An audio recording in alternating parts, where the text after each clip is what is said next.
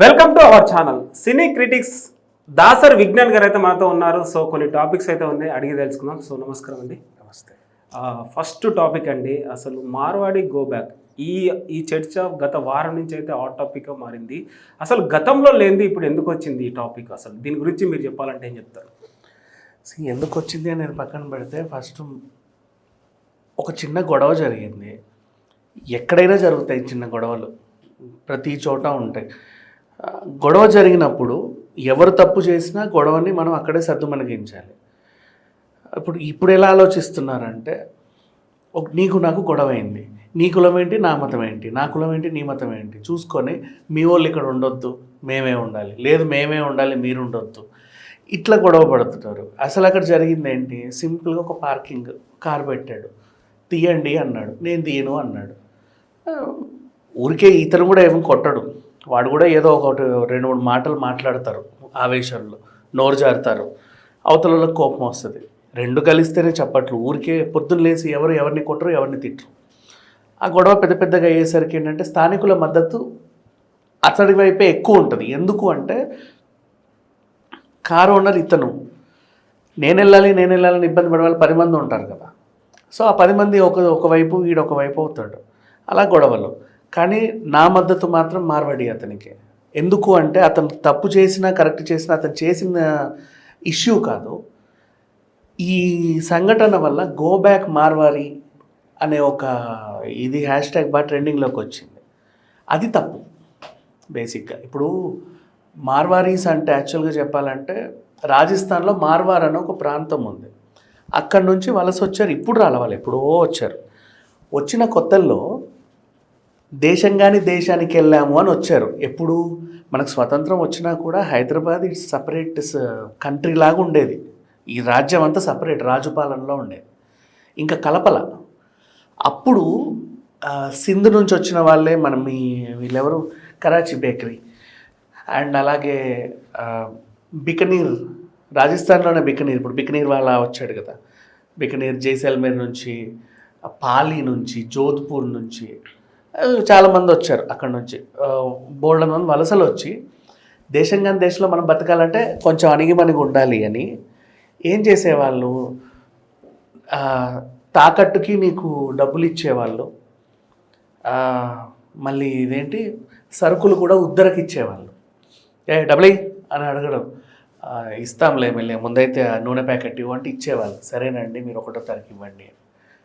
అట్లా వాళ్ళు బ్రతుకుతూ వస్తే ఇప్పటికీ అదే అలవాటు వాళ్ళ తరం అంతా కూడా.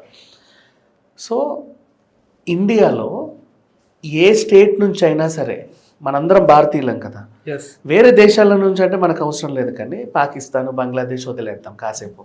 ఉన్నారు వాళ్ళు కూడా చెప్పా పెట్టకుండా ముసుగులో ఎక్కడో ఆ మూలకి ఈ మూలకి.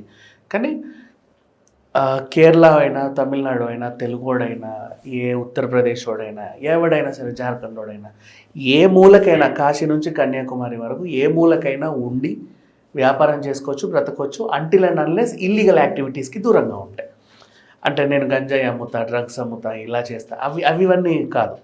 లేదా నేను ఏదో గ్యాంగ్ మెయింటైన్ చేస్తా, సెటిల్మెంట్లు చేస్తా, ఇవి కాకుండా ఏ వ్యాపారం అన్నా చేసుకొని పద్ధతిగా బ్రతికే హక్కు అందరికీ ఉంది.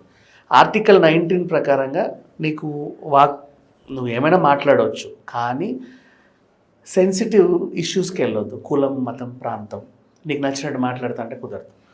21 ప్రకారంగా నీకు నచ్చినట్టు బ్రతికే హక్కు ఉంది, కానీ అంటిల్ అండ్ అన్లెస్ ఎవరిని ఇబ్బంది పెట్టద్దు. ఇప్పుడు నీది 102, నాది 101 ఫ్లాట్ ఎదురుగా ఉన్నాం అనుకుందాం. బాగా రణగొనొద్దని సౌండ్ పెట్టి 10 కుక్కలు పెంచుకొని నన్ను ఇబ్బంది పెడతా అంటే కుదరదు. అలా you have to Wake it. So ఇట్లా నీకు నువ్వు హ్యాపీగా ఉంటూ నీ జీవితాన్ని చక్కగా సక్రమంగా నడుపుకుంటూ ఓ మంచి వ్యాపారము, ఉద్యోగము చేసుకుంటా అంటే ఇండియాలో నువ్వు ఎక్కడైనా ఉండొచ్చు. నిన్ను వద్దు, నువ్వు ఇక్కడ ఉండొద్దు అనే హక్కు ఎవరికీ లేదు. మన వాళ్ళు కూడా, ఇప్పుడు తెలుగు వాళ్ళు కూడా వేరే రాష్ట్రాల వ్యాపారాలు చేసే వాళ్ళు ఉన్నారు.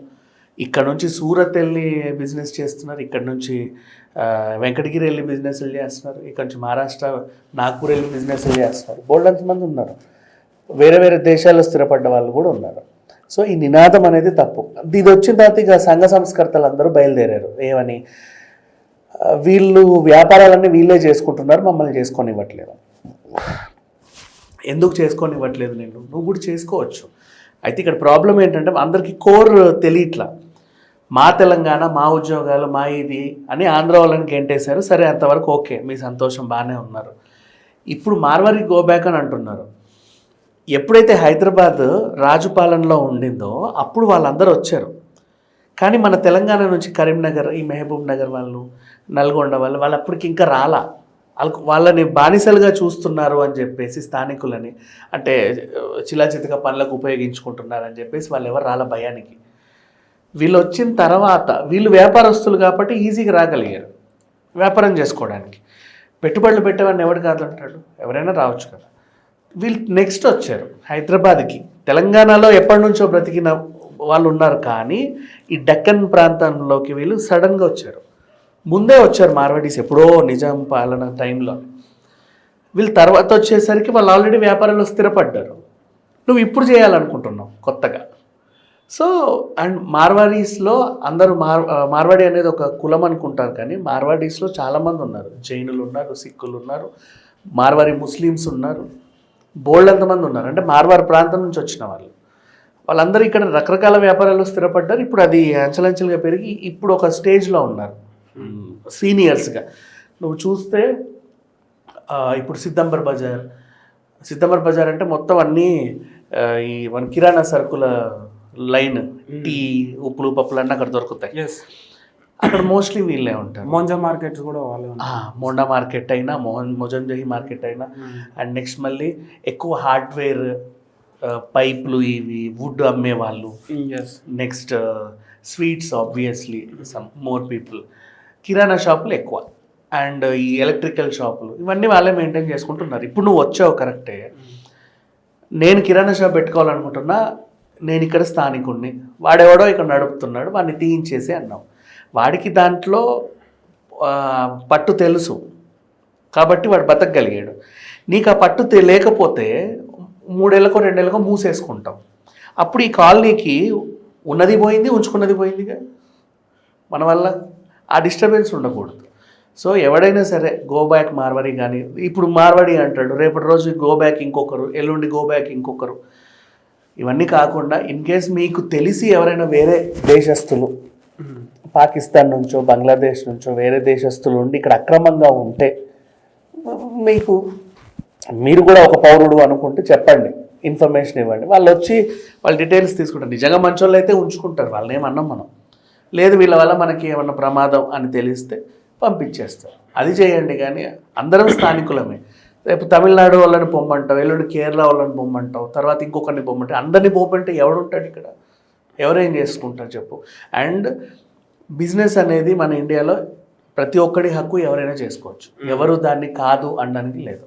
ఇంత రాగంతం జరుగుతుంది కదా, మరి గవర్నమెంట్ ఎందుకు స్పందించట్లేదు అంటారు? అసలు గవర్నమెంట్ ఇదంతా నడిపిస్తుందని మీరు అనుకుంటున్నారు? ఇది చాలా సెన్సిటివ్ ఇష్యూస్. గవర్నమెంట్ వేలు పెట్టదు. లా అండ్ ఆర్డర్ సమస్య ఇది. ఓకే, అంటే 2 వర్గాల మధ్య, 2 కులాల మధ్య, 2 గ్రూప్స్ మధ్య గొడవలు అవుతున్నప్పుడు మనం కొంచెం శాంతంగానే ఉండాలి. ఇటు వీళ్ళని తన్నొద్దు, అటు వాళ్ళని తన్నొద్దు. అలానే వీళ్ళకి సపోర్ట్ చేయొద్దు, వీళ్ళకి సపోర్ట్ చేయొద్దు. ఇద్దరు కలిసి ఉండాలంటే వాళ్ళు విని చావరు, లేదు మేము వినమంటారు. సో అది అట్లా కొంచెం కొనసాగుతూనే ఉంటుంది. ఎన్ని ఇష్యూస్, బైంసాలో ఇష్యూస్, అంతెందుకు అయోధ్యలో ఇష్యూస్, అది ఇప్పటివరకు కొనసాగుతూనే ఉన్నాయి, అవుతూనే ఉంటాయి. దాన్ని మనం ఏం చేయలేము. కానీ ప్రతిదీ గవర్నమెంట్ అని దాన్ని తోయొద్దు. ఏ గవర్నమెంట్ అని ఏం చేస్తుంది? నేను గొడవ పెట్టుకోమని గవర్నమెంట్ చెప్పాలా? అలా అని చెప్పేసి మీరు గొడవ పెట్టుకోకండి అంటే వీడు వినట్లా, మరి ఇంకేం చేస్తుంది? ఇది మార్వాడి గో బ్యాక్లో కొంతమంది ఇష్టం వచ్చినట్టు మాట్లాడుతున్నారు. దళితులు మత విభేదాలు చేయడం స్టార్ట్ చేశారు. అసలు ఇదంతా ఎందుకు చేయాల్సి వస్తుంది? అసలు దీనిపైన గవర్నమెంట్ అయినా పోలీస్ వ్యవస్థనైనా స్పందిస్తే బాగుంటుంది, ఇక్కడితో అరికడితే బాగుంటుంది. అరికట్టరు, మా సిగ్గు ఎగ్గులు ఉండవు. దళితులు బలవుతున్నారు. వీళ్ళ దళితులు బలవట్ల, ఎవరు బలవట్ల? నిజంగా చెప్పాలి అంటే వాళ్ళు అలా ఫీల్ అవుతున్నారు. Be happy. ఊరికి ప్రతి అంశంలో దళితులు అని పైకి తీసుకొచ్చి మాకేదో అన్యాయం జరుగుతుందని ఫీల్ అవ్వద్దు. ఇక్కడ జరిగింది ఏంటి? ఇద్దరి మధ్యలో గొడవ. అక్కడ అవతలోడు దళితుడు, యువతలోడు మార్వాడివాడు అనుకుందాం ఫర్ ఎగ్జాంపుల్. వాణ్ణి 4 పీకు, వీణ్ణి 4 పీకు, లేదా వినకపోతే, లేదా అక్కడ నుంచి వాణ్ణి వీణ్ణి పంపించేసి అంతే, సెట్ అయిపోతుంది. వాళ్ళిద్దరిని సాల్వ్ చేయండి. దాన్ని మనందరం కలిసి మేము కొట్టుకు చావద్దు. ఇది చాలా తప్పు. అది ఇప్పుడు ఒక చెప్తా విను. ఒక థియేటర్లో ఇప్పుడు మొన్న రిలీజ్ అయిందా వార్ 2 కూలీ రిలీజ్ అయింది కదా, Yes. ఐమాక్స్లో అది 7 గంటలకే ఇది 7 గంటలకే రిలీజ్ అయింది. బయటికి వచ్చారు ఇద్దరు, మా సినిమా బాగుంది అని రజనీకాంత్ ఫ్యాన్ ఎన్టీఆర్ ఫ్యాన్ కొట్లాడుకున్నారు అనుకో ఫర్ ఎగ్జాంపుల్. ఇప్పుడు ఏంటి వీళ్ళిద్దరిని మనం సర్దు మనగించాలి, అంతేగాని వీడి వెనకాల మొత్తం రజనీకాంత్ దళము, వీడి వెనకాల ఒరే రన్ మొత్తం ఎన్టీఆర్ ఫ్యాన్స్ వచ్చి కొట్లాడుకోకూడదు.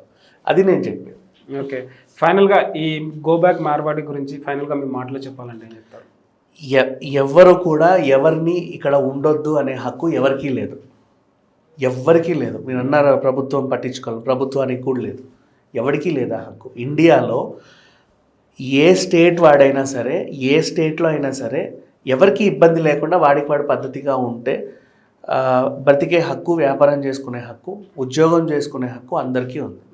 అంటిల్ అండ్ అన్లెస్ వాడు ఒకవేళ మిస్చీవస్ అయితే, అంటే అందరినీ తిడుతున్నాడు, ఊరికే రక్కేస్తున్నాడు, మీదికి వెళ్ళిపోతున్నాడు, న్యూసెన్స్ చేస్తున్నాడు, అప్పుడు వాడిని తీసుకెళ్ళి కావాలంటే రీహాబిలిటేషన్ సెంటర్లో పెట్టి వాడిని కొంచెం సెట్ చేసి మళ్ళీ వదలండి సమాజం మీదకి. అంతేగాని ఉండొద్దనే హక్కు ఎవరికి లేదు.